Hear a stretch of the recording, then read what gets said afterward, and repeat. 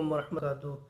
قرآن کریم کی سورہ رحمان میں ایک آیت ہے کل یوم ہوا فی شان، یعنی ہر وقت اس کارگاہ عالم میں اس کی کار فرمائی کا ایک لامتناہی سلسلہ جاری ہے۔ ظاہر ہے کہ پوری کائنات میں ارضی اور سمائی مخلوقات کی بے شمار حاجتیں ہیں، جن کو ہر گھڑی اور ہر آن سوائے اس عظمت و جلال والے قادر مطلق کے کون سن سکتا ہے اور ان کو پورا کر سکتا ہے۔ اس لیے کل یومن ہوا فی شان، یعنی ہر لحظہ اور ہر لمحہ حق تعالیٰ کی ایک شان ہوتی ہے۔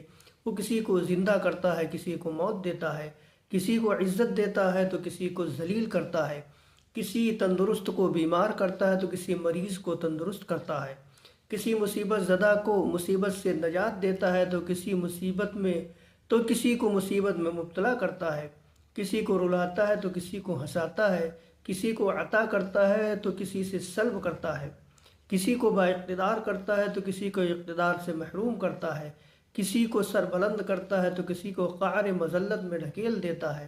غرض ہے کہ اللہ جل شانہ کی ہر آن اور ہر لمحہ ایک عجیب و نرالی شان ہوتی ہے۔ یہی مطلب ہے کل یومن ہوا فی شان کا۔ اللہ تعالی ہم سب کو قرآن پڑھنے، اس پر عمل کرنے، اس کو صحیح سمجھنے کی توفیق نصیب فرمائے۔ السلام علیکم ورحمۃ اللہ وبرکاتہ۔